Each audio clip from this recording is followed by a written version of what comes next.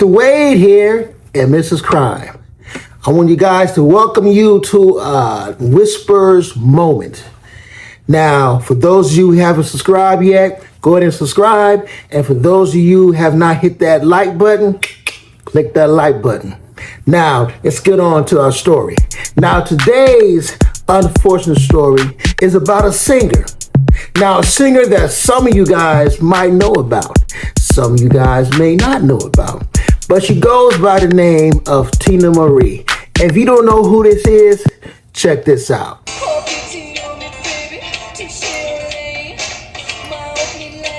Okay, so Teena Marie. Now, she was born in March 5th, 1956. Her real name is Mary Christine Brockett.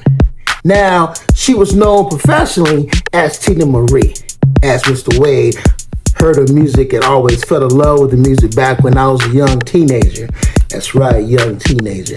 Now, later on, when she became in her career, she was known as Lady T, given to her by the one and only collaborator and best friend, Mr. Rick James.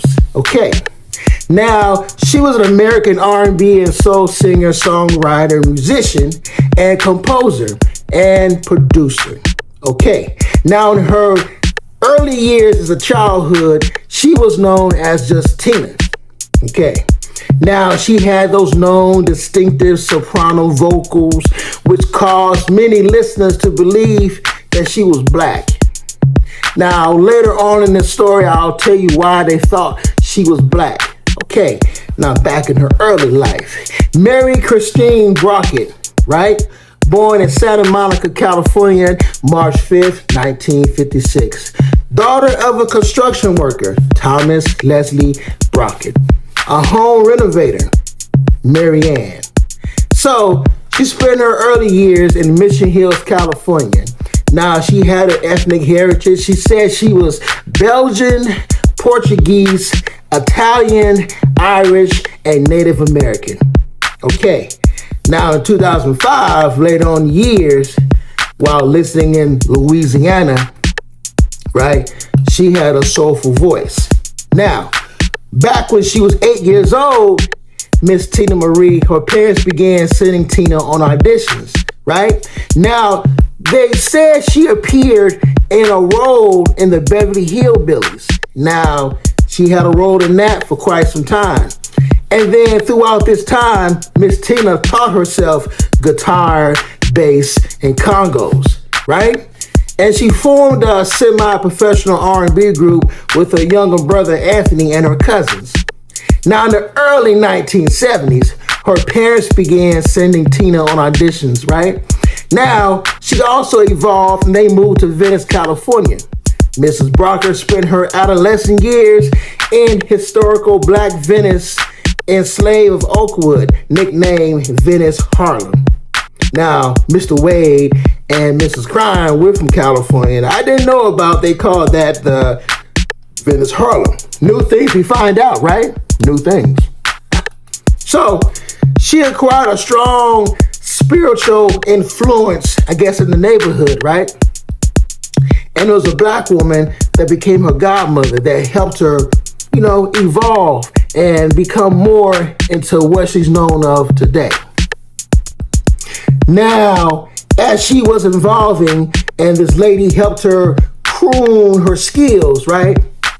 She was attending Venice High School and she joined a summer dance production and was a female lead in the school's production called The Music Man. Now, she also formed another rock band called Trouvé. Now, in 1974 through 1975, the band's members were high school classmates. So it was high school classmates that got together and made this band, right? And they auditioned for different companies and an English literature in Santa Monica College. Okay. Now, in 1976, as a lead singer of her band, she assembled and got rockin', which included longtime friend member Mickey Boyce.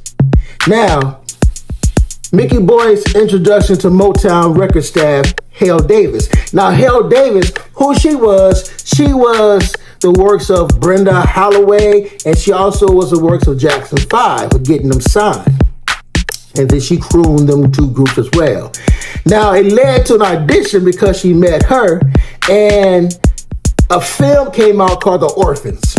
She became involved in this thing called The Orphans, later known as Teena Marie. And it was all intro-produced by the label Motown Records. Now, Teena recorded material with a different vibes, but it always became shelved. It never got pushed out.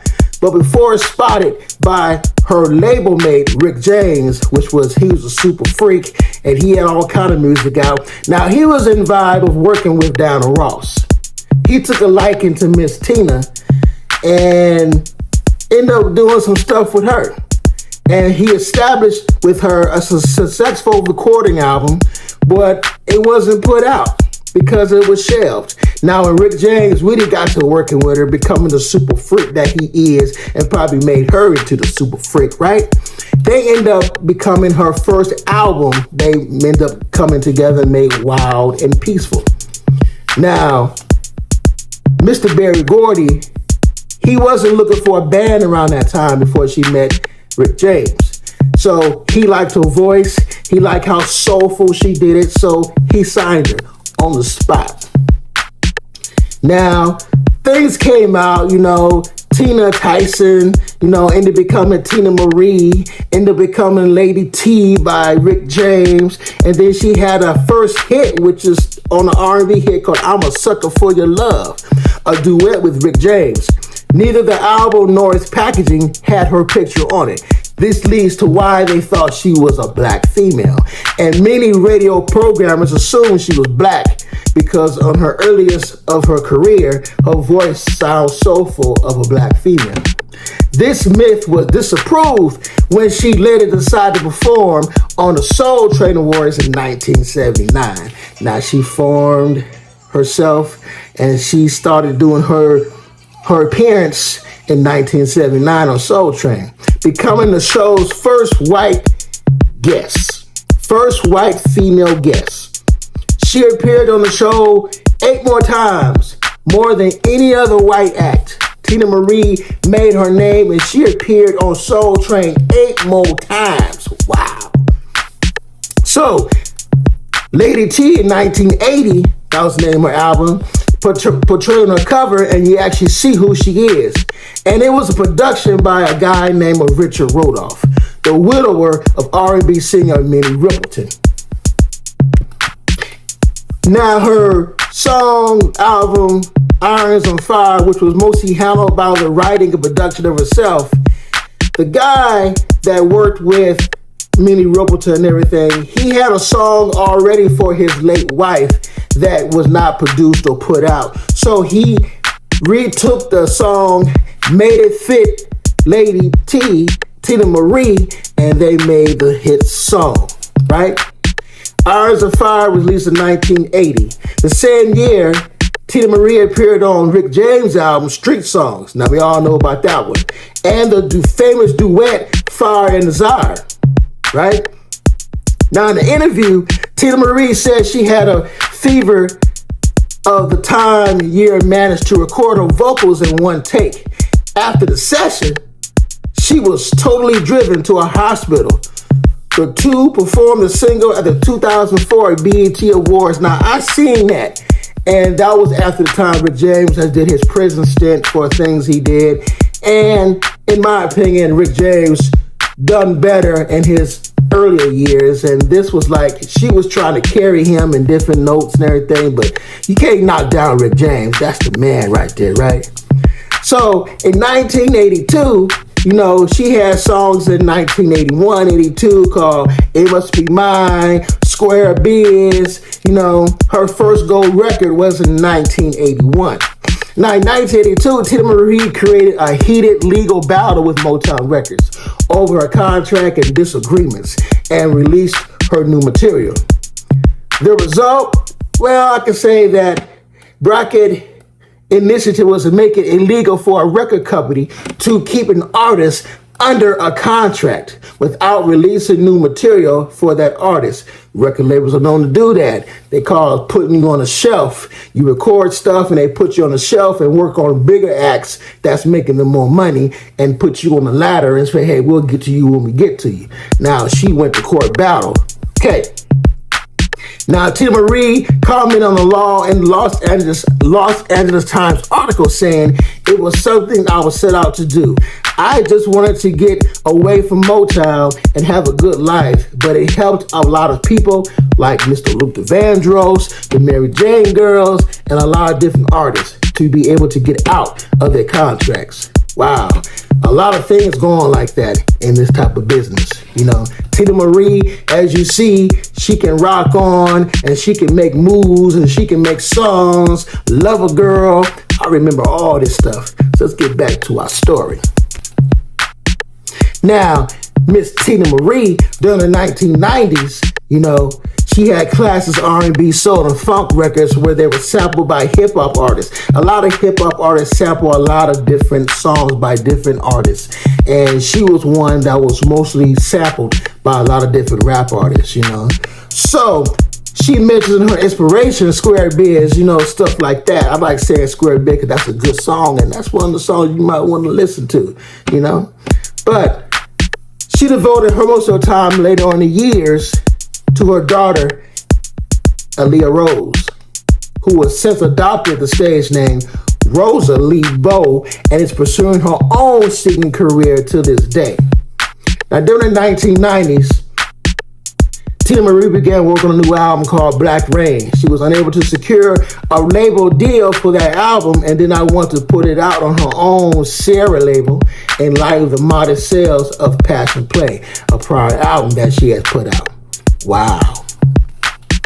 Now, after 10 years of hiatus from the business, you know, Teena Marie came back out, returned to the musical scene by singing with classic sub-label, a successful hip-hop label, Cash Money Records, which was a good album called The LaDonna in 2004, and the follow-up Sapphire in 2006. LaDonna became a gold-certified success and the highest charting album of her career, peaking at number 6 on the Billboard 200 charts. And the basis of an Al Green sample, I'm Still in Love. Wow, great job, right? Teena Marie was doing her thing. Now, to break it down more on Teena Marie's personal life, Teena Marie gave birth to a daughter, right, in 1991. As of 2009, you know, her daughter became Rosa, Aaliyah Rosa. Now, Teena Marie lived various neighborhoods throughout greater Los Angeles, you know, Santa Monica, Inglewood, Pasadena, and Marina del Rey. Now, Teena Marie was godmother to American actress and comedian Maya Rudolph, daughter of singer-songwriter Minnie Riperton. And she also was a godmother to Marvin Gaye's daughter, Nona Gaye. Wow. And she also cared for Rick James' son, Rick Jr., and finally, friend Jeremiah O'Neal. Lenny Kravitz, he posted a video in which he said that Teena Marie had taken him to home and helped him when he was struggling early in his career. Wow. Now, you know Lenny Kravitz, his mom was actually Helen on the show The Jeffersons. Wow. Now, in 2004, Teena Marie was sleeping in a hotel. A large picture frame fell and struck her on the head. The blow caused a serious concussion that resulted in a momentary seizures for the rest of her life. Momentarily seizures the rest of her life from a painting dropping on top of her head. Now, in the afternoon of December 26, 2010, Teena Marie was found dead by her daughter in the Pasadena home on December 30th, 2010. An autopsy was performed by the coroner of the Los Angeles County, right, who found no signs of apparent trauma or discomfort cause of death, right? Concluded that she had died from natural causes. She had suffered a generalized tonic-clonic seizure a month before this. And then when she passed away, a memorial service was held at the Forest Lawn Cemetery, right, in 2011, January 10th. And among those in attendance was Stevie Wonder, Denise Williams, Queen Latifah, Smokey Robinson, Lisa Ray, Sinbad, Shanice Wilson, Berry Gordy, the list goes on. But she was cremated, and she was also probably given to her daughter, the ashes, whomever received it. But this was the story of Teena Marie. For those of you, hopefully a lot of you know who she is. I hope Mr. Wade and Mrs. Crime broke it down to who she is. And this Whispers moment was of value to you guys to give respect to Teena Marie, the rocker, the singer, the actress, the godmother, everything in the ball, right? But hope you guys enjoyed this unfortunate story of Teena Marie. A lot more coming from Tombstone Whispers.